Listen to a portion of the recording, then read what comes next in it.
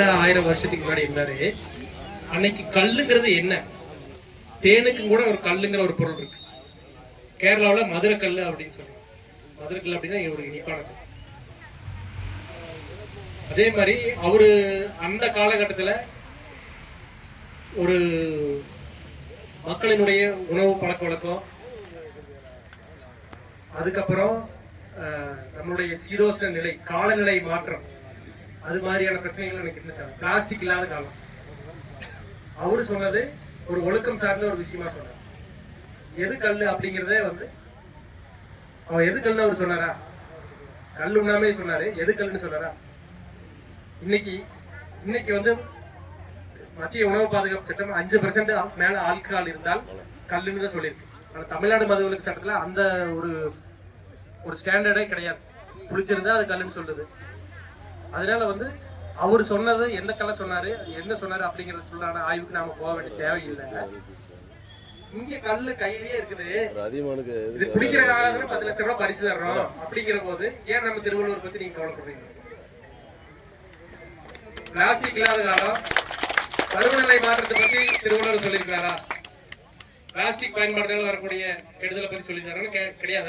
நம்ம வீட்டுல இருக்கிற பிள்ளைங்க பள்ளிக்கூடத்துக்கு அனுப்புறோம்.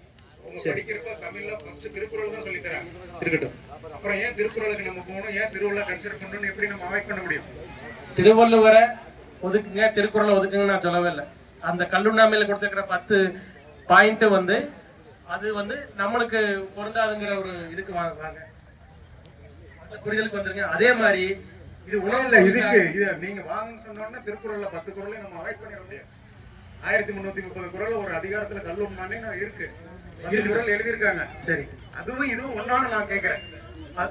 இப்ப நம்ம சொல்றது கல் உணவு சொல்றீங்க, அது புலால் மறுத்தல் அப்படிங்கிறது இருக்கு. அதுதான் சொல்றேங்க.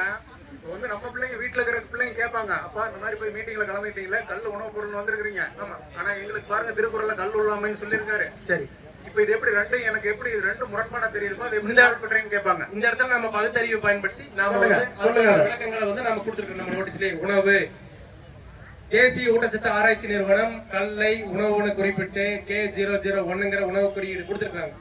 அப்போ உணவு பாதுகாப்பு சட்டத்துக்கு கீழே வரக்கூடிய ஊட்டச்சத்து ஆராய்ச்சி நிறுவனம் சொல்றதை கேட்கறதா, திருவள்ளுவர் சொல்றதை கேட்கறதா? அதே மாதிரி இன்னொரு விஷயம் நான் சொல்றேன். இதுக்கு அடுத்தது இன்னொரு பாயிண்ட் நான் வர்றேன். கல் உணவு தானே. அப்போ ஸ்கூலுக்கு போகும்போது நம்ம குழந்தைக்கு 2 லிட்டர் கொடுத்து விடலாமா, உள்ள வயிறு நிறைய குடிக்க வச்சு அனுப்பலாமா அப்படின்னு கேட்டா இந்த கேள்வியும் வரும். அப்படி அதாவது அந்த கேள்விக்கு நான் பதில் சொல்லிடுறேன், கேட்காத கேள்விக்கு நான் சேர்த்து பதில் சொல்றேன். என்ன அப்படின்னா, உணவு பொருள் தான், இட்லி தான். 40 இட்லி சாப்பிட்டேன்.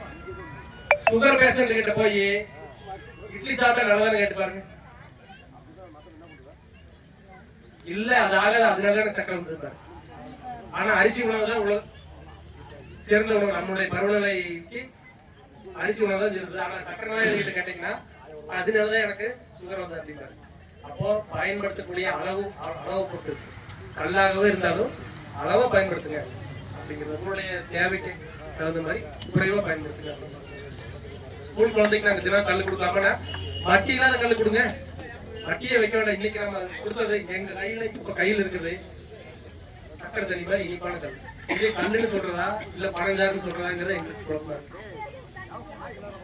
வேற கேள்வி என்னன்னா, ரெண்டுக்கும் முரண்பாடு இருக்கு. ஆனா இதுவும் அதுவும் ஒண்ணுதானான்னு கேட்கறேன். இல்ல அது தெரியாது இல்லைங்க. எனக்கு திருவள்ளுவர் நேரடி தொடர்புல இருந்தாருன்னா நான் அதை பத்தி கவலைப்பட வேண்டியதில்லை. பேர் என்ன?